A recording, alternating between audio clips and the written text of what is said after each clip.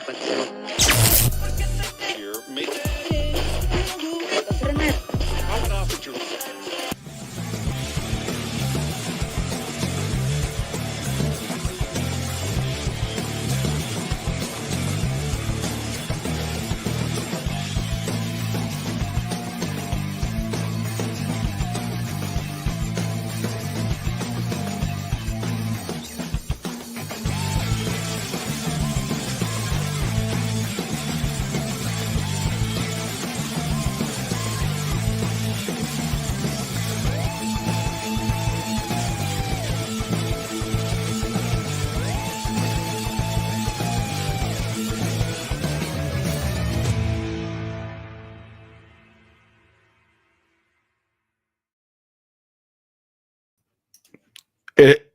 It helps when I add people to the show. Actually, it helps sometimes. Yeah, typically. What's going on, Nick? Oh, not much, my friend. Not much. It's good to see you. You look handsome today. Oh, so do you, sir. Thank you. I need to shave, though. That's the only. But I do. I shaved this morning. Say again. So I do need to shave, but I do appreciate your kind words. Oh, we got to lift each other up. Nobody else is going to do it. True. I always tell people that. I'm like, I think men need to be more comfortable offering unwarranted and unsolicited compliments to one another, because how often do you go through a day and somebody goes, "Oh, you look real handsome today"? Never. Like, women get that shit all the time. Like, true. Women get compliments unsolicited all the time in life. Like, and the only time I get it is when my daughter says something nice about me. It's not usually about my face. It's usually like, "Oh, I like that shirt on you, Daddy." That's not fair, bro. Whenever I see you, I call you handsome man. Yeah, it is true. You do always call us handsome man. It's very nice. You gotta lift people up, man. Yeah. People probably like, "Oh, that's weird. You guys call each other handsome." No, not at all. We're all married men. Like, yeah, we're all married men. We're not married like Jim McGreevy. Like, we're actually married. Jim McGreevy. That's like there's a governor, right? Is that what he was? Well, he used to be, yeah. He had like he had a family and he was married and had a boyfriend on the side. Yeah. That's it was like The Office when the senator had a Oscar on the side. Yes, that's true. But so what's up? Let's talk golf, man. The Masters just finished. Rory McIlroy, I believe, walked away with the green jacket. Yes, he did. I was hoping TJ would be here because I know he hates Rory McIlroy. He does, because Rory was very much of a shill of the PGA during the PGA Live split. And then this was actually kind of gearing up on Sunday was for Bryson versus Rory, which is basically Live versus PGA, which is pretty cool. And that actually happened back in the U.S. Open. They weren't paired together in the final group like they were in the U.S. Open last year, but Rory missed that putt basically and left the door wide open for Bryson to go ahead and win. Bryson had an incredible shot on 18 from the bunker to put it within like 3 feet to win the U.S. Open. And then Rory kind of stormed off and was very upset about it. And that would have been his first major in like 10 years. So this was actually his first major in 11 years. Oh, look, here he comes. He must have heard us talking about. He heard us talking about Rory McIlroy, and his ears started burning. Listen, I tuned in, man. I'm just walking in the house. We were out enjoying the beautiful weather. It's finally spring, so I sat there and I was like, I wish I'm not into golf like these two jabrones are, but I was like, I wish TJ was here to talk about the Masters because I know how much he loves Rory McIlroy. It's his favorite golfer. There we go. That's better. Yeah. So I absolutely can't stand Rory McIlroy. I think he's a very whiny, pompous douche. I think he's the definition of a douche. I think he tries to come off like a nice guy, but he literally dicked how many players out of tremendous amount of money by pretty much shilling for the PGA and telling everybody, oh, Live Golf is going to fold. Don't go over there.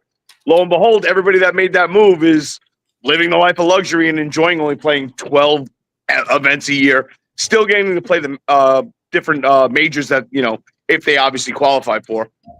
But the antics at the Ryder Cup when he ran out to the parking lot screaming, and he had to get held back by Shane Lowry, like just a load of bullshit. And then he steals that fan's phone for making the troll comment of troll comments. It's like, how do you not expect to hear that every time?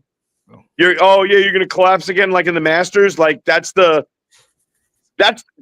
comment to Rory, and he steals a fan's phone over it. Like, you're that soft, dude. What you should do is sign something from him and be like, you're going to probably sleep with this at night. Later, bitch. Like, be a man. But no, he goes out and you know what? He collapsed after the first round. I mean, he dropped like 4 strokes by going into the water. I thought he was done. His climb back and I being the most consistent player that was also falling off while everybody else was falling off. I mean, when he missed that putt on 18, dude, I honestly, as much as I dislike him, felt bad, and I did not want him to lose that way. After that, I was rooting for him because he makes that putt 99.9% of the time, and that was all fucking nerves.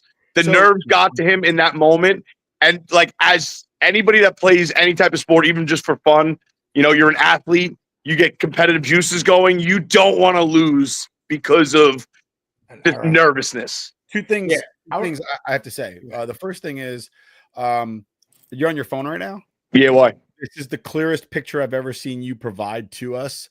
And I know. I gotta upgrade my camera for the webcam thing. And the other thing I was gonna say is, did you, after everything that's gone on with Rory McIlroy and his comeback and all that, do you have a slight modicum of respect for him outside of your hatred? I respect him as an athlete.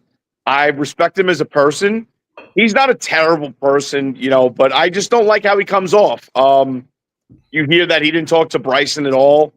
It's kind of childish and sad, and people will be like, Tiger didn't talk to anybody either. Yeah. But it's like, no, he still did. He did if you said nice shot, he said thank you. Like, yeah, sure. You can talk while being dialed in. It's not like you're like, hey, what are you doing next weekend? What are you 4th of July? You and the family, you want to come down here? Like, no. But you could be like, nice shot, great putt, stuff like that, and be like, oh, thanks. Yeah, you too. Like, there's ways to acknowledge somebody's existence and that you're respecting them, not stonewalling them. You know what I mean? I want my 2 cents about it.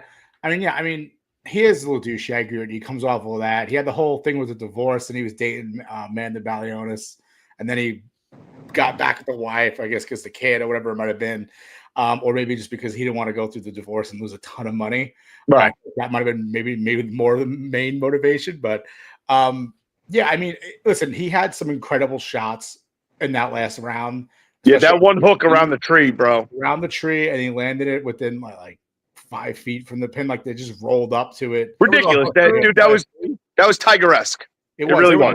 There was a hooker by the tree. I give him credit. It was probably the only time you'll see Rory lose major and then also win it in the same day, right? Which is pretty impressive for him because he pretty much lost it there at that point. When he had an opportunity to win at 18, and he had to go to the playoff with Justin Rose. Speaking of Justin Rose, who had an incredible Sunday, honestly. As bad as I would have felt for Rory to lose that way, Justin Rose might be the person that deserves it the most because he might have been the only person that was staying semi-consistent and then closed out strong other than Rory McIlroy. And he's, 23 years older than Rory McIlroy? Something crazy like that? Is it? I don't think he's that old. All right, so at least 15 years. Rory's in his early 30s, and I think Justin Rose is 51. No, I don't think he's out. I think he's in his 40s still, Justin Rose. I thought they said something like he was 50, something like that. Maybe he would have been the oldest to ever win a green jacket for the first time, they said. That was like the stat that they were saying about him. He's 44. Yeah, 44. That's what I thought. I don't think I think Rory might be mid-30s. I don't think he's early 30s. I feel like Rory is 5 or 6. Is he? Yeah, he's 35. He's our age? Holy shit. Well, 2 years younger? He'll be 36 in about 2 weeks. Oh, so yeah, he's 36. It's only about 9-8 years difference between him and Justin Rose. But either way, Justin Rose deserved to win that. See, we're not 35 anymore, guy. Yeah, we're not 35. I'm still 35. In my mind. You can take the rest of them, Lord, not me. You're still 15. We got a deal. When you're still hotboxing your wife, you're 15. It happens, bro. We got a really good Masters this year. Like that, I know some people don't like Rory. Exciting. It was exciting the whole way through, dude. Everybody was glued. And on Saturday, when they came out on Saturday, like all the top guys, like when the coverage came out at 2:00, yeah, they all started shooting low. They all were like hitting birds, eagles, and it was so much movement back and forth on that one day that I was like, holy crap, this is awesome. I'm like, I really want like this to just continue into Sunday, and I just wanted it to be what I really wanted was just a putt on 18 to win it, and that's pretty much what we got. And then we had it again because we had the playoff hole.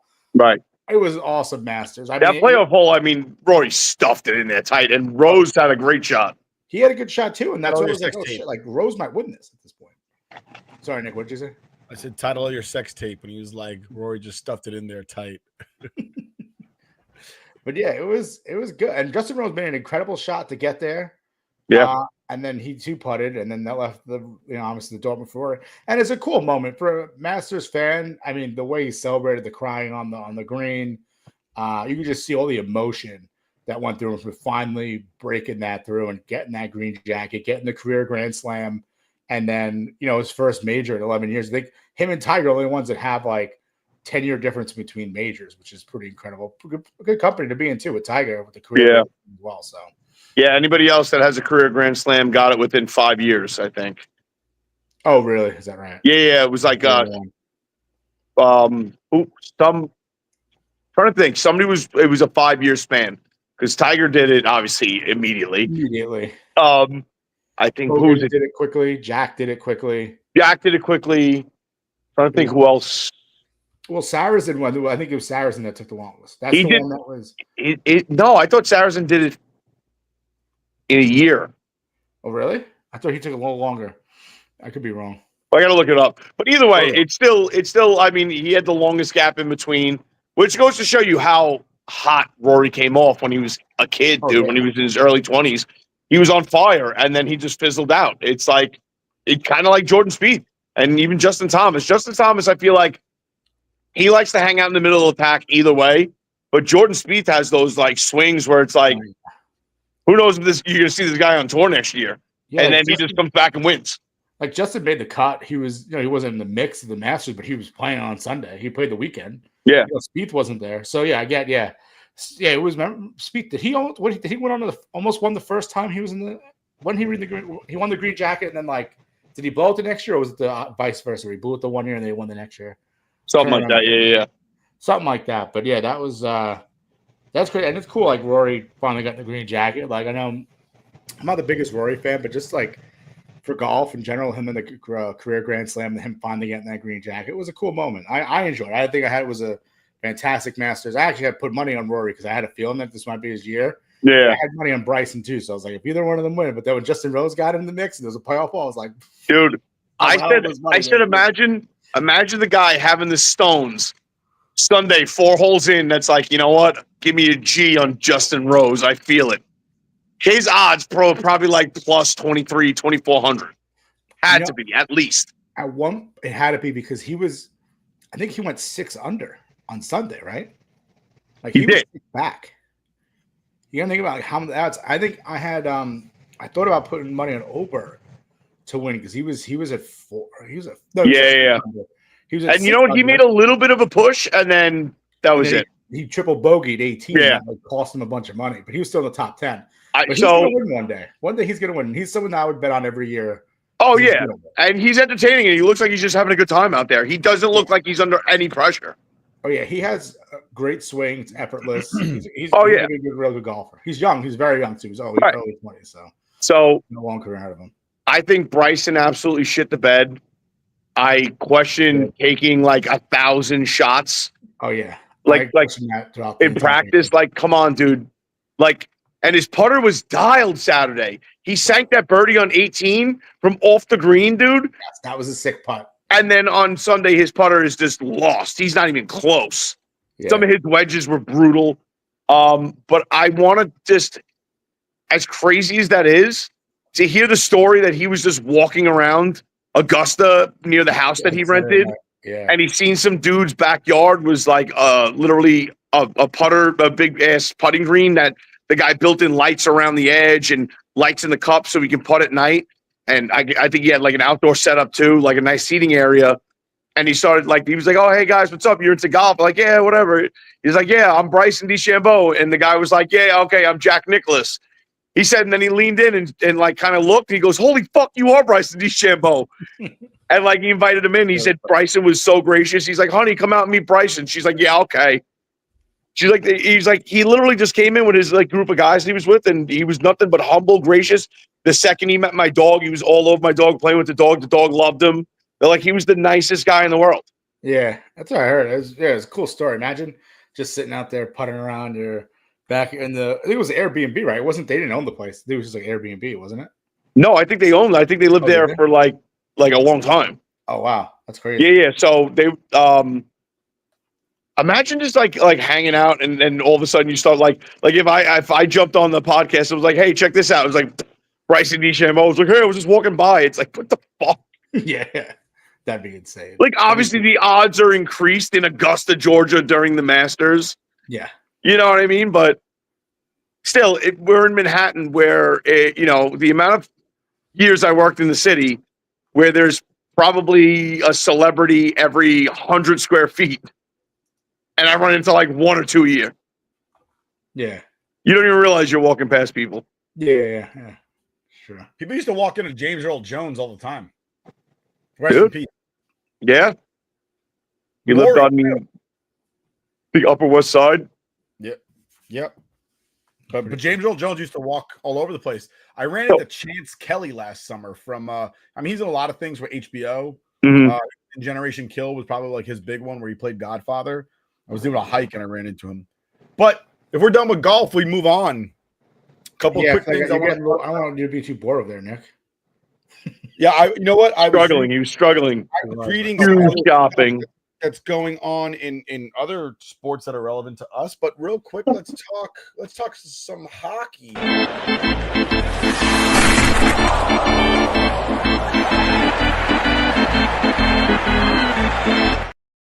So I just wanted to read this quick quote that I just saw from TJ's favorite player, Mika Zibanejad. Oh God, I've seen this. Just want to say condolences to 2024, 2025 Rangers. Rook say rest is in peace. No, absolutely zero condolences or rest in peace. Flip the fucking corpse over and buried upside down. Rook is giving backflips right now because the Devils have earned the playoffs and the Rangers are not. Yeah, congrats, Rook. Just as happy as TJ is about Rory McIlroy running the green jacket. You and Dave Baggs are going to be ecstatic at your Devils celebration playoff, whatever.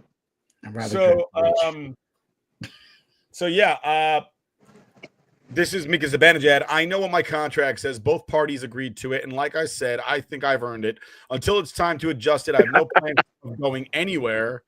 I've invested a lot of years here. Yeah, he's earned it. He's absolutely gotten the benefit of the contract. Okay, I'm not going to sit there and say he wasn't electric for a few years, but at this point, we would get more out of him if he was outside selling tickets, like in a fucking outfit, like a mascot outfit. Like, legitimately, it's a joke. He's not a team guy. He's disinterested. He doesn't look like he wants to be there. There's no fire. Just go. He needs to go. Drury needs to go. It's fucking pathetic. People actually sitting there saying, like, Kreider needs to be here. Kreider's not done. It's like, yeah, okay, Kreider's got to go too. And people are like, there's going to be a lot of interest if the Rangers really try to move Kreider. It's like, really? Because I'm pretty sure this year they said he was available and we're taking phone calls on him. And then he immediately pretended he was injured. Yeah. Which means he knew nobody wanted him. He was just going to play it out like a fucking fool. Nah, it could also mean that he just doesn't want to be traded because his family's here. He's comfortable here. So he didn't want to get traded. And that's all well and good, but legitimately everybody knows, especially in the NHL, that tactic. And most teams, if they want somebody bad enough, they'll be like, yeah, I don't give a fuck. You can be injured here. We don't have to pay you. Insurance will pay you. You know what I mean? They call their bluff. And nobody wants Kreider. Nobody's willing to call that bluff because you knew it was bullshit. Mm-hmm.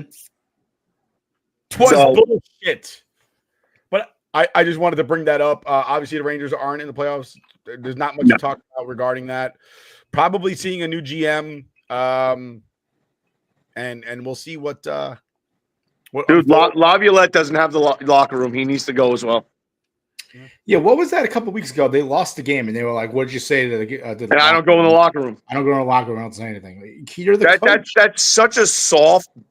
That might be the bitchiest thing I've ever heard come out of the NHL. And they had an opportunity at one point. Granted, it was an outside chance, but they win a couple of games. Fire them up. What do you mean? They lost the game. It was a close game. And then you're going to say, oh, I don't go in there to talk to them?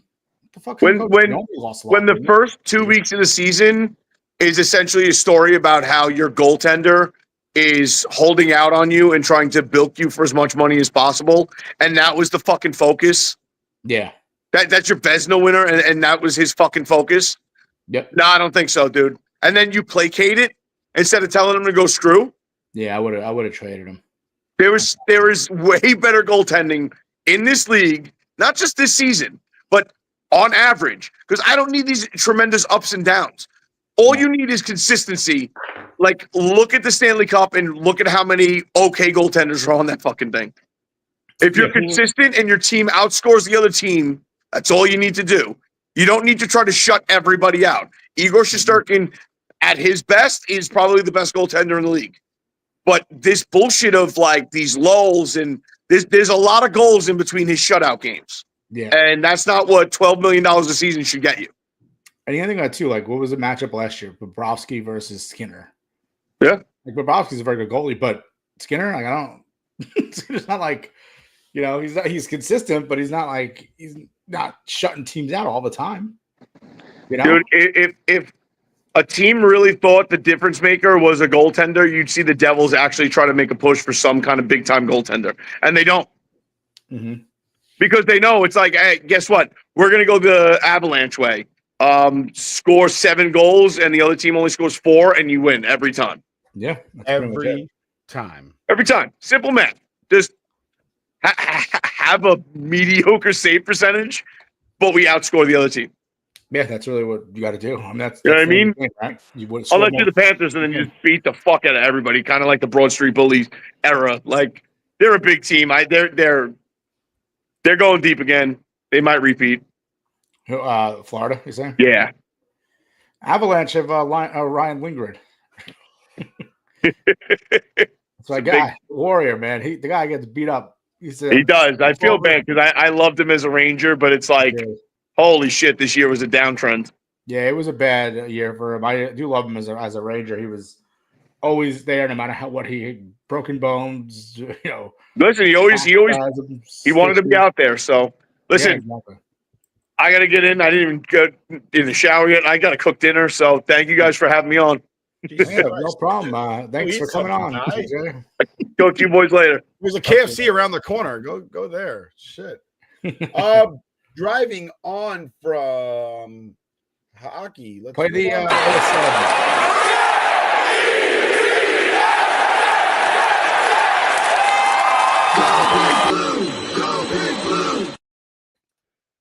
Real Deal Prime, subscribe. Thank you very much, Real Deal Prime. We appreciate you.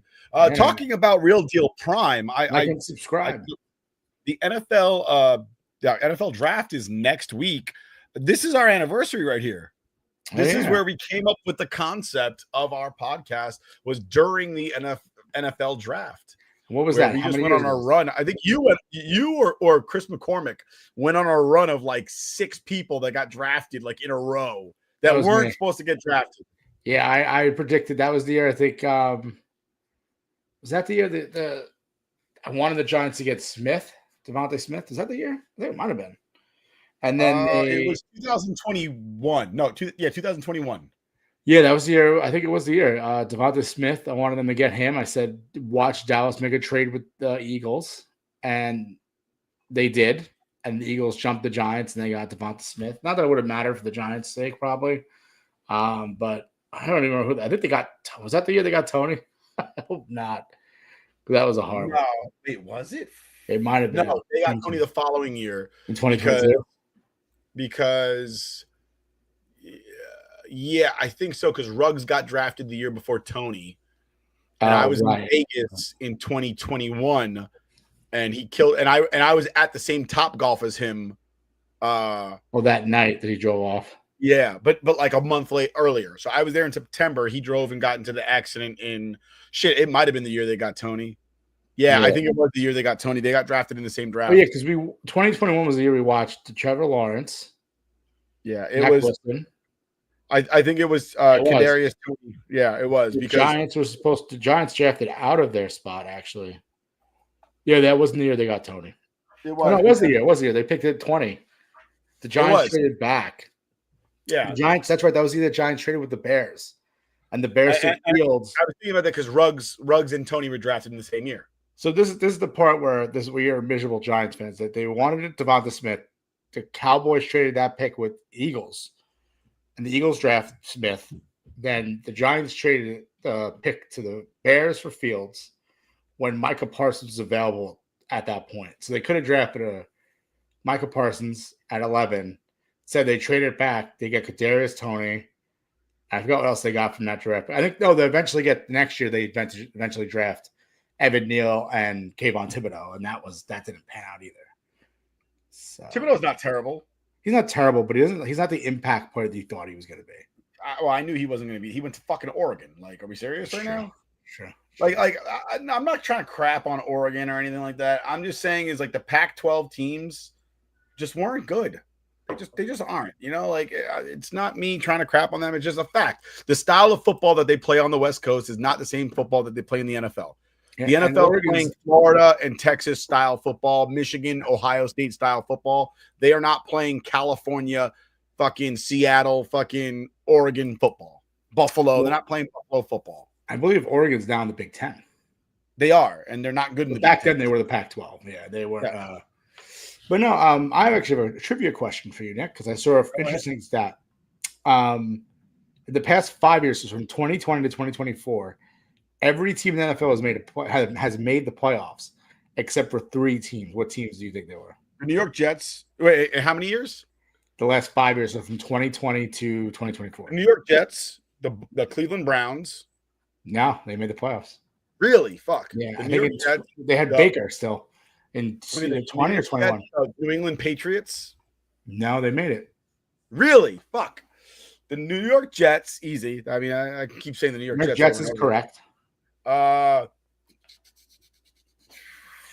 give you a hint. Their other 2 teams are NFC. Arizona Cardinals. No, they made the playoffs. Really? Fuck. The New York Jets. I'm gonna stop saying the Jets because it's gonna depress me at some point. Yeah, we know that, and I don't want to make you make it any further, but these teams made the playoffs much earlier than the New York Jets did have. So it's been some time for the Jets. Let me think. In the last 5 years? Yeah, from 2020 to 2024, the last 5 seasons. The Jets are there. Jets are obviously out. The Colts? Who'd you say? The Colts? No, they made it. They're the NFC teams. No AFC teams. Oh, they're the Saints? No, very close. Very close? Yeah. The Cowboys? No, the Cowboys went to the playoffs 3 times. Really? Why? What? You said close when you said Saints. I don't mean location-wise, but if you get a clue from that. But that's with an S? What'd you say?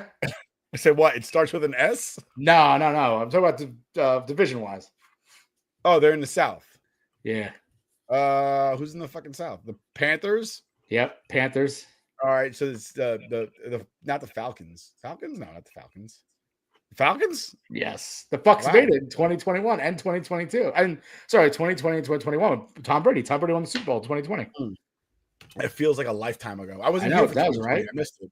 Isn't that crazy? And then 2020 was the last time the Saints made it. So they're just within that 5-year window. 2020, I was in Saudi Arabia during COVID. That 2020 didn't even happen. Yeah, that's true. And then someone to the Raiders. I was doing this with my friends earlier.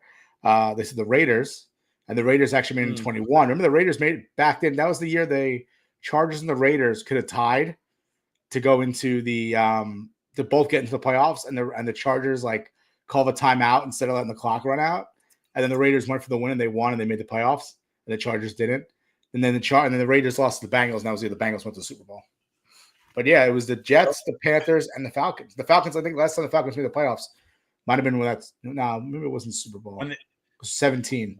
That was in the Super Bowl year. I don't think so. The 28-3 was definitely not in 17. But yeah, I thought it was interesting. So that every team, it shows the power that there is in the NFL. You could build quickly as long as you're not New York Jets. Yeah. So a couple things that went on. Did you hear Aaron Rodgers' comments about what happened with the Jets? Yes. I did. I'm sorry, he's not wrong. He's a Hall of Fame quarterback. This is a first-time coach, and he didn't have the time to sit down and talk to him like a man face to face. That's definitely a lack of respect. I don't give a shit what anybody says. This is your first day. That's like at my job. I've been at my job for 18 fucking years. If I get a hot shot brand new lieutenant who doesn't want to talk to me or like face to face, like, bro, today's your first fucking day on the job. I get it. You outrank me, but you need to show me some fucking respect. I've been here for 18 years. Yeah. I have a resume that proves that I'm good. You do not. Today's your first day. Well, I thought it was ridiculous. They made him fly out from California to come into New York. To answer the phone. Like within 20 seconds to be like, we're moving on from you. What do you want us to do? Yeah.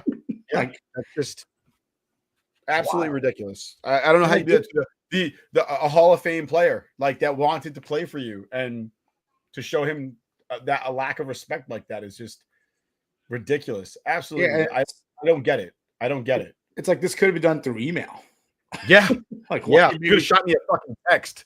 Like, don't make me fly out here and be like, as if we have a shot to continue this, and be like, we're going to cut you and trade you. Like, no, we'll cut him. Well, they cut him, but we're going to get rid of you, basically. We're moving on from you. We'll make you fly 6-7 hours on a plane.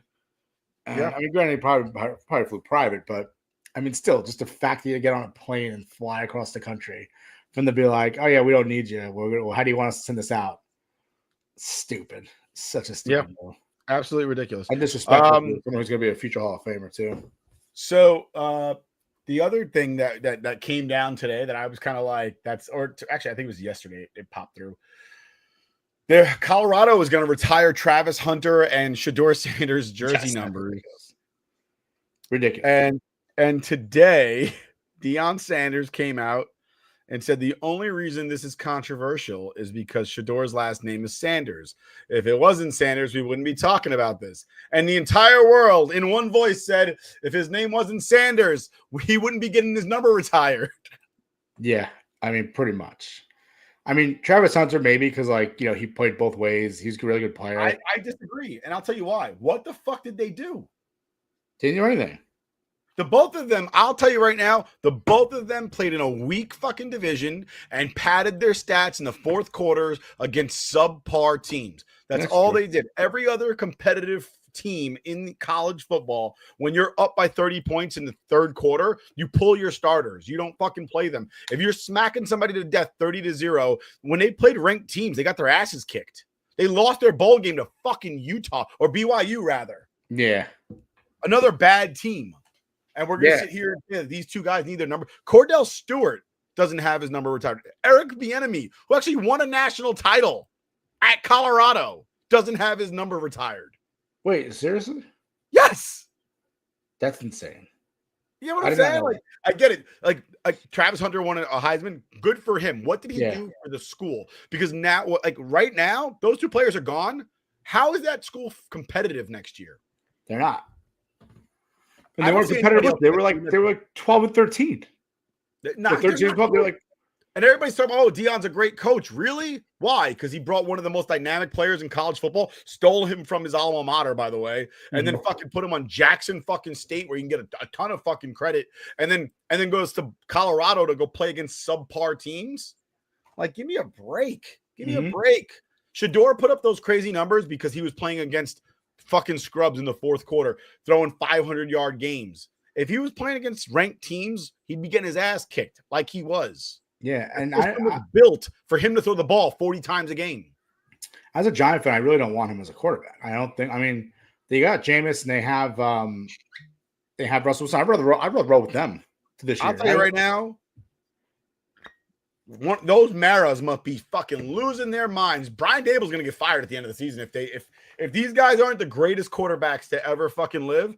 Brian Dable and fucking Joe Shane are both getting fired. Because everybody knows the Maras don't want a black guy throwing the football. Everybody knows that shit.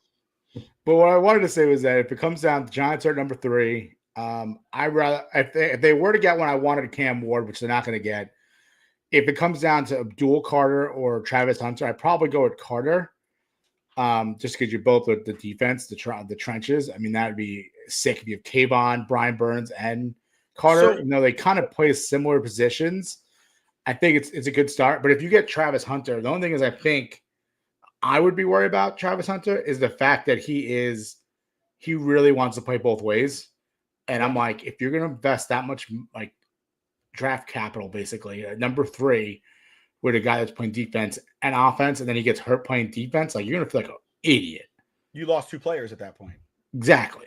Like, yeah, you're getting 2 players for the price of 1, but Like you also lose 2 dynamic players when he gets hurt because it's a different league. It's a bigger league. It's a harder hitting league. It's harder to adjust to it all at the NFL. And he thinks that he's indestructible. I got news for you, pal. You're not. It's different. It's not the same thing. And I wish it was, because then there'd be a whole bunch of football players from college that I really liked and admired that would have been great in the NFL, but it don't work that way. You know? No. And the thing is, what did he say recently? He said he's just as good or better than like, not like as Ohtani, because it's different sports. Baseball and football are totally different. But right. I mean, he's saying it's like he's just as dynamic as or even better than Ohtani because he plays like a more physical sport. But throwing a 90-mile-per-hour fastball and change ups and throwing like that, and then going out there and crushing home runs on the DH end, I have to give the edge to Ohtani, considering that Ohtani's been doing it at a professional level for a lot longer than him, and he's only been doing it at the college level. Granted, I know they're like pretty much professional leagues now because of how much money they get paid, but I give the edge to Ohtani no matter over Travis Hunter saying that he's. I'm going to show you. I don't know if it's my internet or his internet, but somebody's internet is not doing well right now. What is that? You there, Rook? Yeah, you hear me? I think it might be you. Yeah, it's like broken and it might be me. I'm all right with that. I can accept that as a person. Sometimes when you look up stuff on the computer while you have the StreamYard open, it does slow down. I'm going to show you some physical evidence for why Travis Hunter is not as good an athlete as Shohei Ohtani.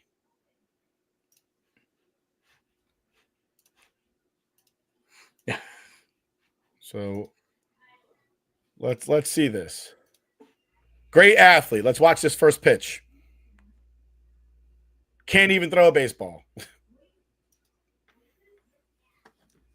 Can't even. I've seen presidents of the United States throw better than that pitch. And you're an athlete. You're supposed to be better than Ohtani. Yeah. And can people you hear me will now? argue. I got you. Oh, okay. Just make sure. People will argue like, it's harder to throw a football. Yeah, football's not a normal shaped ball. Like, of all the balls in the world, like a basketball is round, a soccer ball is round, a volleyball is round, a baseball is round, a golf ball is round. Every ball is round except for a football. So, like, you should have been able to throw a regular ball before you could ever throw a football. Rocks, like a good rock, you throw like a baseball. You don't throw a good rock like a football. That's stupid. Yeah, you don't throw a rock like. And Travis Hunter can't throw a damn baseball. Yeah, and that's the thing. I always love when people try to talk about like they always say like LeBron James is a great athlete. He could probably play any sport. LeBron James, I bet you cannot play baseball. Like I said, the true mark of an athlete is if like you took like Aaron Judge and was like, all right, Aaron Judge could definitely play basketball. I guarantee he could play basketball. Yeah, I bet he could play football. He's a big dude. Well, I bet you can put Aaron Judge in any sport and he'll excel. Of all people, Deion Sanders said it about baseball. He goes, he's come out and they've asked him like, hey, what you played 2 sports professionally. Which one's harder? And he goes, listen, football in the NFL is so hard and this, that, and the third. He goes, but there's nothing harder than hitting that damn ball. It's like hitting a baseball is the hardest thing in the world. He's like, I defy anybody to say that it's not. He's like, and you know what? I appreciate his candor. He's probably right. I mean, if you look at the math of how long they take to react to hitting a baseball and all that other stuff, like it's not anybody can just do it. You know, like I played baseball for many a year. I played baseball for many years, and not at a uber competitive level. When you're considered among the best, and you're only successful a quarter of the time. Yeah, imagine a quarterback only completed a quarter of his passes. You have a job. And people go, oh, well, that's not true. You know, you don't score every time you throw. Yes, but you don't score every time you hit the ball either. You're just trying to get on base. Mm-hmm. just get a hit. You're not trying to hit a home run. You're just trying to get a hit. Getting a hit that results in you scoring is even less than the 25% of the time. Yeah, and you have to think about it too, like if you're a basketball player, it used to be back in the day, shooting 25%, you're out of a job. Like you weren't playing well. Yeah. Now they chuck threes all the time, so they all shoot like 25, 30% now, and that's like good. But think about the success rate for a Major League Baseball player to get a hit, like 400, only happened once in the history of baseball, batting 400. Yeah. Like, and then your career, so 30% of the times you got hit is a Hall of Fame career. So Travis Hunter saying that he's a better athlete than Ohtani is just ridiculous. You can't even throw the same ball that Ohtani can. And I guarantee you, if you showed Ohtani how to throw a football, he'd probably do it. A lot of baseball players love football and played football. They just excel at baseball, so they played baseball instead. Plus, it's easier to make money in baseball. The money lasts longer, and it's guaranteed checks. I mean, it just, if you have a choice, people out there, if you're watching and you're trying to decide whether or not your child should play baseball or football, play baseball. Teach your kid to be a left-handed reliever. He'll make millions of dollars. Play for like 25 years to pitch sometimes. Yeah, not even all the time. And life, and like your life is also better off. Like like your health wise, like you're getting broken. The odds of you getting a broken bone as a baseball player. It's possible. You could take one off the shin or you can get like that. You can get a collision, but we're not talking about tearing your ACL. That's a very uncommon injury in baseball. Yeah, like most of these guys are hurt, like Giancarlo Stanton's like a hamstring, calf injury, like it's a muscle, soft muscle tissue. Yeah, it's muscle tissue. It's not very the only people that get ligament injuries are pitchers. Yeah, shoulders. That's it. Elbows, not even shoulders. Elbows. Yeah, elbows. True, that's true. Elbows, really. Yeah. But since we're talking about it, let's move on to baseball. I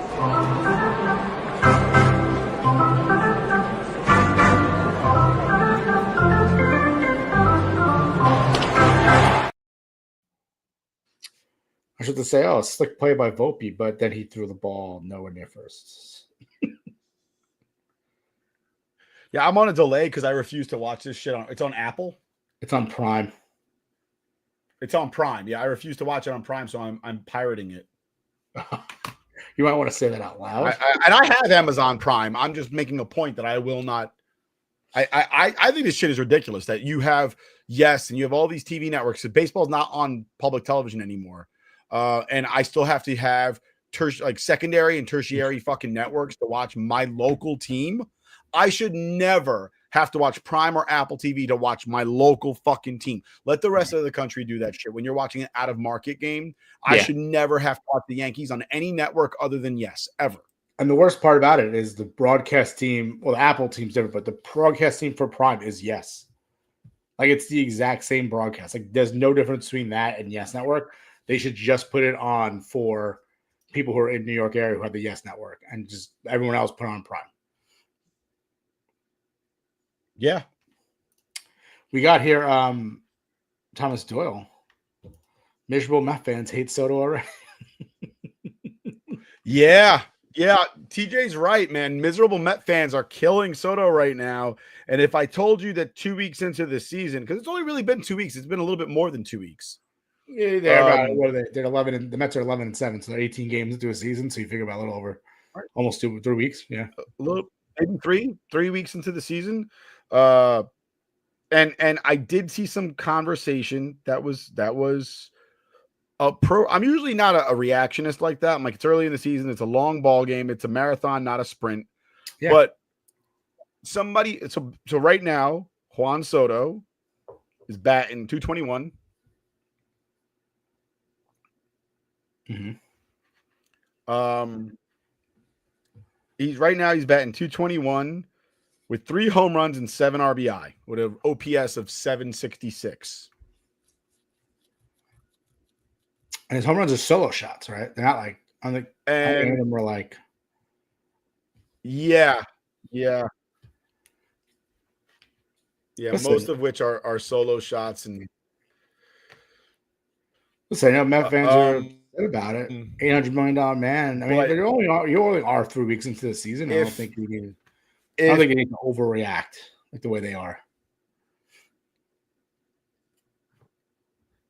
So, well, they're winning. That's the first part, right? The most important thing is that you're winning, right? Yeah, 11-7. But at the same time, you look at somebody like Ben Rice, and he's batting .310 with 5 home runs and 7 RBIs, but an OPS of 1067, and he's making probably $800,000 this year versus Juan Soto's $800 million contract. And somebody on a Mets fan said this. He goes, listen, yeah, you're right. It's early in the season. It's this, it's that, $800 million. I don't want to fucking hear it. Mm-hmm. Especially, and he's got a point. Like, that's what the comment that he made too this week. He said, "Oh my God, I don't have the best player batting behind me." I think the guy on the fan said it, but the one of the radio guys in the fan was like, "You're getting $800 million. You should be saying you're the best player in the MLB. Like, you're the best player. You should be." Right. Aaron Judge isn't sitting there going, "I'm struggling because I don't have Juan Soto batting behind me this year." Well, he's also not struggling. And bear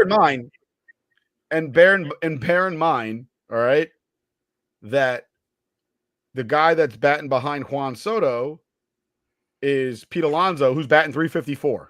Yeah, he's actually a really good start to the season.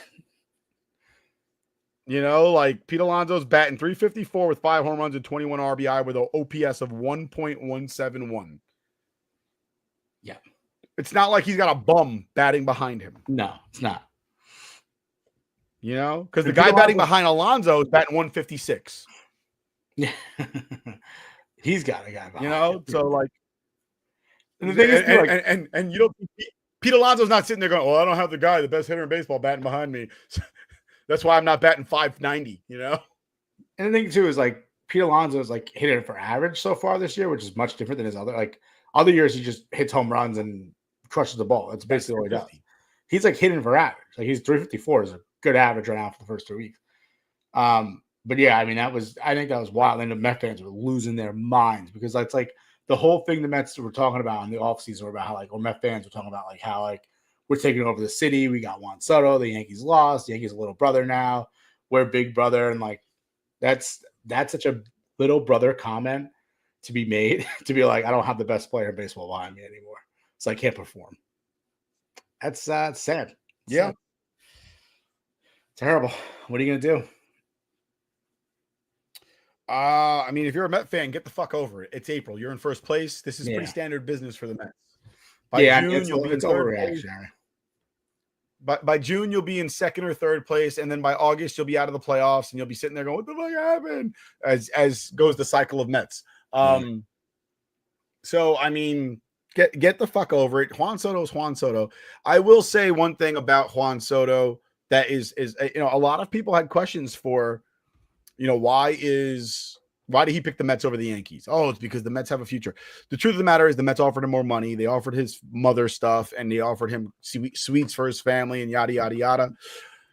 When you're not from this country, you really don't give a shit about Yankees versus Mets. You don't give a shit about any of the prestigious anythings regarding this country because you're not from this country. Any team is prestigious. You don't give a shit. You're not from here. Yeah. You know what I mean? It would be like if I played soccer at a high level and I'm from the United States and I end up playing in England. Do I give a shit what team I play for? No, I'm not from England. I'm not planning on staying in England after I'm done making my money. I'm going back to the United States. So like where I live, nobody gives a shit about the soccer teams in England. And just like in DR, nobody gives a shit about the New York Yankees versus the New York Mets. They just care that you played professional baseball. Yeah. You played Major League Baseball at any level. You played Major League Baseball, respect. So now you can go back to DR when he's done playing baseball. He's not staying in the United States. He's going to go back to DR just like David Ortiz, and he's going to go buy the island because he could pretty much buy, he could buy the DR half of the island for $800 million. yeah, part of the island. Yeah, so my question becomes, what is his incentive to play at a high level? Not anymore. He's got his money. He doesn't have anything. He doesn't have to. Right? He's got 15 years worth of money at $800 million, and he doesn't give a shit about bringing the greater glory to anybody. No. Like, the question I have for anybody is, would you rather have $800 million or a Hall of Fame career? You can't have both. I would take the $800 million. Only an idiot goes, I'd rather have the Hall of Fame career. No, I'd rather have the $800 million. Thank you. Yeah, I'd never have my family and my grandchildren. $800 My family, from me to my Your grandchildren, great-grandchildren. never bought anything. Even probably great grandchildren have to worry about anything. With the That's interest what that money builds great-grandchildren. up. You invest that money properly, your great grandchildren won't have to do a damn thing. It's generational. I mean, generational money. It's absurd. You'd be crazy to be like, you know what? I kind of want the Hall of Fame career over the $800 million. I'll still make good money, but $800 million is $800 million. You're really gonna turn that down? There's no way. There's no way. I don't blame him for that. Listen, I do not blame him for that. I think Met fans are overreacting. He'll figure it out. He'll be fine. They'll be fine. They're absolutely overreacting. Again, my only concern overall would be what's his incentive to perform at a high level? He doesn't really have one. Other than, what about self-respect? It's like, it's not a thing. He got his $800 million. Thing. Like, he'll be self-respected. He'll go back to the DR. And you go back to the DR, he'll be Exactly. He'll be respected no matter what happens. He probably has more incentive. Absolutely. He probably have more incentive to win the WBC for DR than he would for one of the World Series. Absolutely. 100%. It doesn't really make a difference.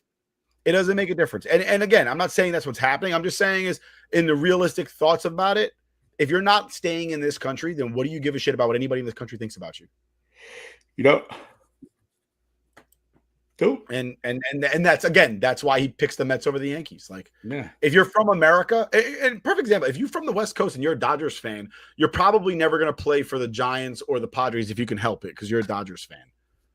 But you don't give a shit about playing for the Red Sox or the Mets. You're not a Yankee fan. But me as a Yankee fan, if I could pick a place to play, I would definitely not pick Boston, and I definitely wouldn't pick Queens ever. Yeah. That would never happen just because of my overall disdain for those two places. Because it's a personal thing to me. I'm from here. It's part of my life. But if I'm not from here, then I don't give a shit. It's just work. It's a Monday through Friday situation. Yeah. I want to talk a little about the Yankees now. Moving on for the Mets. Yeah, absolutely. The Yankees. I was just about to segue into the Yankees. Yeah, and listen, the Yankees right now are playing in their own park right now, but they're on the road. By the way, I just wanted to point out that is where the Rays belong, in a stadium that seats about 11,000. It fits because they don't have fans. There's people there. The Rays Stadium now. That's what they're going to fit. The Rays Stadium right now is just as full as it would be if it was a regular season game being played there. Tropicana. And the roof's off and no one's there at all. It's the same exact situation, same atmosphere. It's quiet, not too much noise being made. It is weird. I feel like I am watching. Sorry, I think that our internet is like both messing up, so I think we'll keep talking over each other. But this is weird watching it because I feel like I'm watching minor league baseball right now. Right? Nick? Yeah,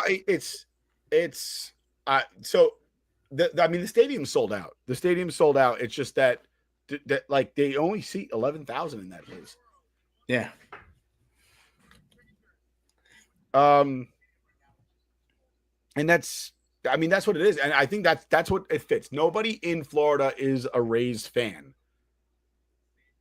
It just, there's too many transplants from other states. There's too many fans that are from Florida before Florida got teams that were fans of whatever minor league or whatever major league team had spring training there. Yeah, basically. And that's why they're Yankee fans, because the Yankees play in this stadium every spring training. Right. So, absolutely. Absolutely. That's going to be the case. And Rays fans, the all six of them, they're all like, no, it's because our stadium's not in Tampa proper. I'm like, the Mets, the Jets and the Giants don't play in New York State. Yeah. Yet somehow they'll still sell enough tickets that they don't get taken off the air in terrible seasons. Yeah, exactly. Pretty much. Don't give me this shit about, if it was only in the, no. Go look on a map how far away St. Petersburg is from Tampa. It's like 5 miles. It's not far at all. It's not far. But we got to go over a bridge. Oh, you poor thing. Oh my God, I can't believe that. You go over a bridge. When I worked in the Bronx, we used to go over 3 bridges every day. Yeah, I was just saying, I go to like 4 bridges to get to the certain parts of the city.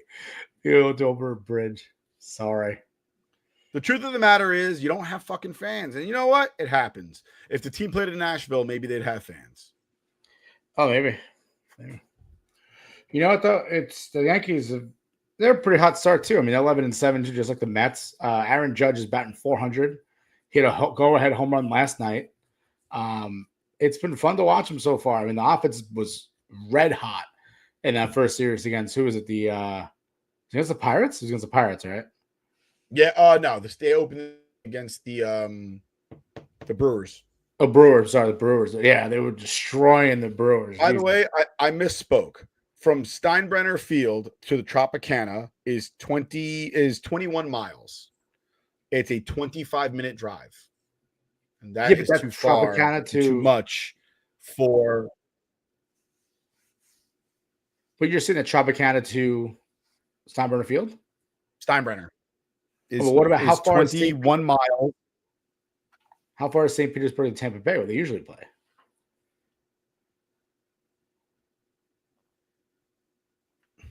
Hello? Did you lose me again? We're having issues with the internet. Completely delayed. Yeah. I guess I'll just keep going then about the Yankees. Starting rotation, I think obviously has issues. I think they have to definitely work on getting the starting rotation back on track. I think we're going to have, Rob Garrett Cole this year. Yeah, Clark Schmidt finally came back last night. You have Heel needs to come back.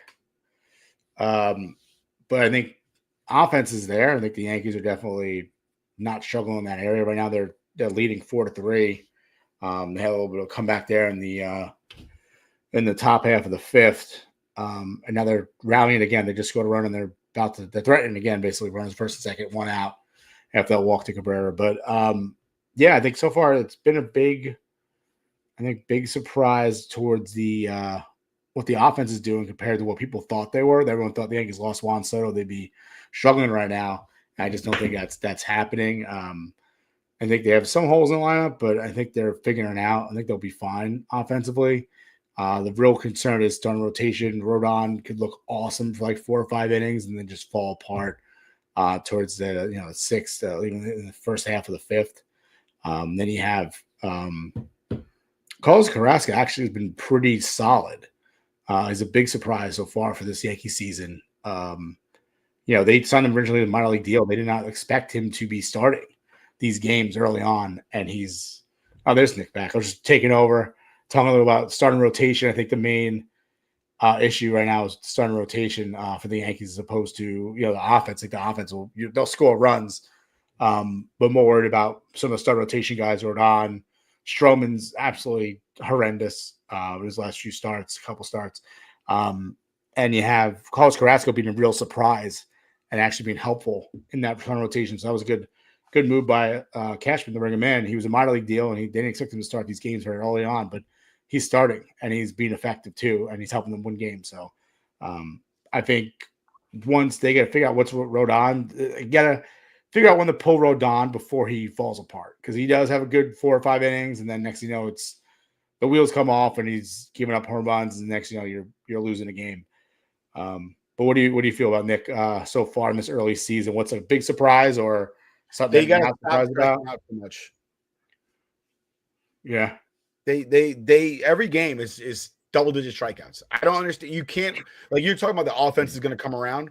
The offense is going to come around to 2025 standards where everybody bats fucking 225 with fucking 15 home runs and the whole lineup, except for the one guy that bats fucking 330 with fucking 60 home runs. The rest of the lineup's going to bat fucking 220 with fucking 15 home runs. You just can't strike out fucking 10 times, 12 times every single night and then sit there and say like, oh yeah, we're good. Like right now, they're having a good game today. Only 3 strikeouts. That's manageable. That's 100% manageable. But go look at the last few days. Like, you're struggling against teams like the Kansas City Royals. Are you fucking serious right now? Yeah. Look at go look at the batting averages on this team. There's like one guy there's two guys batting over 300 right now. And that's Goldschmidt and Judge. Goldschmidt and Judge. And then Rice is on the fucking line. But are we really depending on Ben Rice to bat 330 with fucking to keep this pace that he's on right now? And I'm not denigrating Ben Rice by any stretch. I love Chemina Ross. I really do. Fucking phenomenal. Honorary. He's invited to the fucking to our salsa merengue fucking parties, okay? We don't have cookouts. So, he's invited. But I'm not expecting the Yankees to fucking put the weight of this franchise on that kid's shoulders. No. I need Cody Bellinger to not bat 170 fucking 5. Yeah, that needs to work. I need Anthony Volpe to get more than fucking one hit every 3 days. He's got to be better. Anthony, I agree with you. Dominguez is doing half decent for this being his first like full year as dedicated to the team. They're winning right now 4-3 in the top of the 6th. Here he is. He's what'd you call him? Chemina Ross. Yeah, he's coming on right now. He's up. Chemin is a nickname that we give for people named Ben. Oh, is that really? Sometimes you'll hear like Benito, which is like a more common. Yeah. Chemin is like a Puerto Rican version of like Ben, like as opposed to doing the fucking first part of it. It's like when you call somebody Topher instead of Chris. Right. Chemin would be like calling them Jammin instead of Ben. So yeah, he actually speaks fluent Spanish. You ever seen him talk? That's why I call him Chemina Ross. Yeah, it's really funny. He's actually fluent in both English and Spanish. It's amazing. But Nick, we're running out of time here. I know we had a little issue with the internet, so we're going back and forth. But let's do a whiskey of the week, and then let's close an episode of the Scoreboard. Oh, there's a base hit by Ben Rice. 2 runs to score. Whiskey of the week. Oh, you're delayed. I forgot. I just I cut you off because we're not giving away I'm not giving away fucking prime shit. Fuck that. Well, Yankees leading 6th of the race. Though. No, I just flat out unplugged my Wi-Fi down here, and my signal's a lot better now. Oh, there you go. Yeah, I'm not delayed at all. I turned off the game because I felt like it was sucking up the bandwidth down here. It must have been because you were really delayed. At one point, we were just talking over each other, not realizing. Yeah. But Chemina Ross. But again, Chemina Ross. What does he not do? Strike out a lot. 4 hits tonight. Wow. 4 for 4, 2 RBI. I'll take it. That's a great night, young kid. Yeah. Anyway, so I've been sipping on whiskey this entire podcast as I usually do. Me too. I picked this up today. So what happened was the other day I went to the store and I wanted Old Forester because I had 2 Old Foresters. I had 1897 and I had 1910. I was like, I'm gonna go pick up another bottle of Old Forester. Did not remember which bottles I had when I went to the liquor store. I thought I didn't have 1897, which is a small batch. And I picked up the 1897, but I already had it at home. So I had to go back today, make a return. I was like, I haven't tried this Old Forester yet, so I figured I'd try it. This is the one. Did you say this is the one they made for the movie? Yes. I was gonna get that. Yes, that is the one they made for fucking the Kingsman. The Kingsman, the American version. Yeah. It's the American version of the Kingsman. You can put that in your belt buckle. Oh, I should, because isn't that's what it says Statesman on it. Yeah, I should put on belt buckle. But this is actually pretty good. Sipping on it a little bit tonight. It's the first time I've had it. I feel like TJ poo-pooed that. Yeah, I feel like TJ was gonna make fun of me if he was here for drinking it. I think he said he wasn't a big fan. I think my dad bought a bottle. Isn't either. I think my dad bought a bottle at the distillery. Yeah, I bought the 117 series, the one that was made in rum cast. That was actually really good. I think I got that too, or I got the 1921. Yeah, there's 1920, 1910, there's 1897, there's 1920 then. 1897, there's 18 something else. But yeah, I'm solely the 18 something is like bottle and bottle. I think it's 1897. I have a small batch one, but I'm solely trying to because Old Forester is easy to get. Every store has Old Forester. Well, Old Forester is the longest running open distillery in America. Yeah, and look, Garvin Brown signed the back of this bottle. Wow, not him, but his. There it is. You see that? Wow. He really signed it. Brown Foreman. Old Forester is solid bourbon. So I was like, let me check this one out. I like it. I think TJ made fun of it, but I think it's actually pretty solid. Good finish. It's not, I think it's not overly bold. It's not like a Kentucky Hug when you drink it. I'm a fan. Old Forester is a solid bourbon. They're just across the brand, it's just always good. And we saw when they make it in the distillery, they have like to get their batches to each taste the same. Like if you get like we talked about this before, me and TJ, but like you get like if you were to buy like I bought a Henry McKenna, and he's like if you get a certain batch, it tastes good and it tastes like it doesn't because it depends on where how the weather hit it. Like it was a winter harsh, was it not harsh, and that affects the bourbon. When Old Forester puts in those rickhouses, they have the moisture. They're pumping the moisturizer, right? The moisture into the air, right? They're making sure they have the same temperature throughout, so that their bourbon comes out tasting pretty much the same through batch to batch. Which I like that about that because you can always get 1910 and you know what you're gonna get, and it's awesome. Old Forester has about 1,400 barrels of whiskey per year. Just so everybody understands, a 55-gallon barrel, that's like 200 and 240 bottles of whiskey per barrel. So for anybody out there that sits there and thinks that they can't possibly make enough bourbon to fill the world, I'm looking at you, Uncle Mickey, and my dad. It's completely wrong because if you're making 240 bottles for your 1,400 barrels, that's 336,000 bottles of whiskey that you make every year, and TJ buys about half of that. I buy the other half, so TJ, Chris, and Rook are buying all that. Again, like not everybody's drinking Old Forester.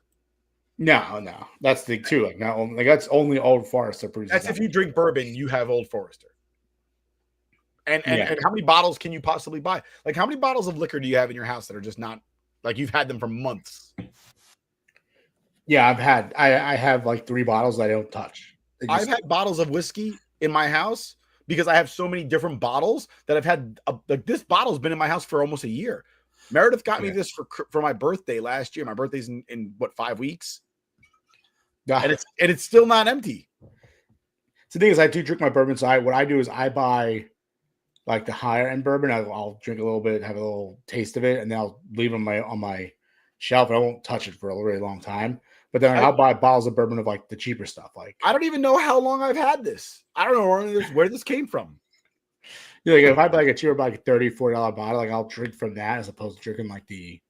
Like I'm not gonna lie, this is like a month old. But I love this rum. This rum is my favorite. But what I'm drinking right now is I'm drinking Angel's Envy Triple Oak. It's got I haven't tried it yet.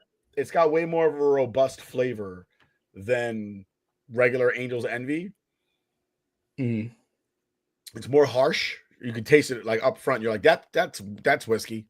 That's that first chew that you're gonna get is not really gonna get rid of that whiskey, like that alcohol flavor, but it smells super sweet. But you don't get the Kentucky Hug though. Oh, that's good. So it's a very sour. It's very sour.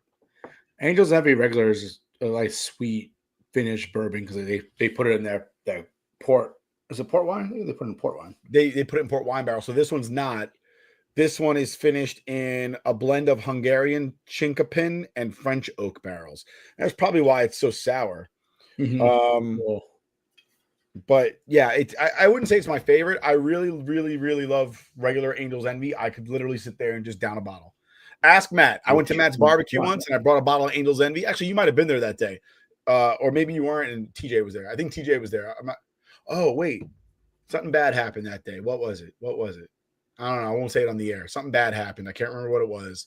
But we got a text message and I was like, whoa, something bad happened. I told TJ. And I drank a bottle of Angel's Envy like regular. Like it was brand new when I got there and it was about here when I left. And that was like 4 hours. At your wedding, you had a bottle of Angel's Envy for the like post ceremony, pre-wedding, and like we were all in that bed for like 45 minutes. That bottle was gone. And then I think at the wedding we had Woodford Reserve everywhere. Yeah, I think Woodford Reserve was I think Angel's Envy. You had Angel's Envy? I don't recall because I didn't really drink that much. I was dancing, bro. I was out there. Dancing, dancing, dancing. Yeah, you were dancing a lot. Yeah, man. You got to lead from the front. You want people, you pay for a DJ, you want people to dance, you better be out there. They're just setting the tone for everybody. It's true. You know, like I wanted people to get cigars. So I went out and I got a cigar, and everybody was like, oh, where's he going? Everybody was smoking cigars. People that I didn't even know smoked cigars were smoking cigars. It's just cool. You have someone rolling cigars at your wedding. It's just a cool experience. The line was down the hall. I went late. So when I got out there, everyone was already out there. So I went up and just grabbed the cigar like immediately. I just wish the weather was nicer, because then we could have like sat under a gazebo or something like that and smoked. Yeah, it was a little rainy that night. Yeah, it was rainy that night, but it's all right. They say that's good luck. That's a lie, but they say that's good luck. That's all we got for you this week, folks. We went a little over our time, but that's okay. We had issues. Apologize for the delay of the internet and Nick and I talking over each other, and a lot of silence, and then me having to talk for 2 minutes straight. So I apologize for that. You do it all the time in court. That's all right. But we'll catch you again next week. Next week comes up the stop that. Baseball's a great American pastime. How dare you? This is an 89 Honda. How dare you? Next week's the NFL draft. We'll talk about that leading up to the draft. Actually, I think we'll be on during the draft. It'll be on during the draft, so we'll have that conversation. That'll be fun. I honestly hate the new format where it's like round 1 on Thursday, round 2 on Friday, or 2 and 3 on Friday. I liked it better when it was like rounds 1 through 3 on Saturday, and then round 4 through 7 on Sunday. Oh, that's really old too. I actually remember on the Thursday it'd be 1 and 2. Yeah, I didn't like that shit either. You know what? I like that at least. You want to know why I liked it back in the day? And this is going to sound so stupid. I used to play Madden like most kids, and I used to create all my draft picks as they got drafted. I would just go up to the Jets. I'd go look at their names on, like, I'd look at their draft profile, watch videos of them or whatever it is, and I'd create them, and then I'd play a new season before the new Madden came out, because the next Madden doesn't come out till August. Yeah. So I'd play a whole new season with my new draft picks that are all, of course, Hall of Famers for the Jets, you know? I do like the whole first round, and then I do every pick for the Jets. You probably have more playoff appearances as the Jets. The only reason I play Madden anymore is so I can watch the Jets win. This is why you sucked at Madden. You play with the Jets? No, I don't. I'm awesome at Madden because I turn all the fucking sliders down. I play with the Jets. The only way I'm going to win. And I hope that's not Coop. He's a fucking Dolphins fan. He's sitting here talking shit. Win a fucking playoff game in this millennium, and then we'll talk. Hey, at least they have playoff appearances the last 5 years. Oh, they made it all the way there just to lose. All right. I think that's it for today. That's all we got. We'll catch y'all next week. Same bat time, same bat channel. Love, peace, and